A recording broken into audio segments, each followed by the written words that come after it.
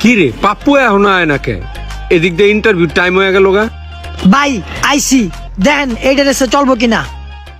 হ্যাঁ চলবো, সিকিউরিটি গার্ডের ইন্টারভিউ তো। আর আমগো মামা তো বলেই দিছে। লগে তো তেমন কোনো টাকা পয়সা নাই, রিক্সা দিয়া যামু না হাঁটতে হাঁটতে যামু।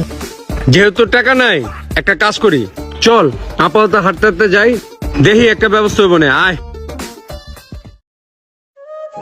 আল্লাহর হস্তে কেউ কিছু টাকা দিয়া যান, আল্লাহ আপনাদের অনেক ভালো করব। ভাই চাকরিটা হইব? হ্যাঁ বেটা হইব, হইব না কে লেগা। ভাই ওই যে একটা ভিক্ষুক দেখা যায় ভাই, কয়টা টাকা দেয়া যায় সব হইব ভাই। চল।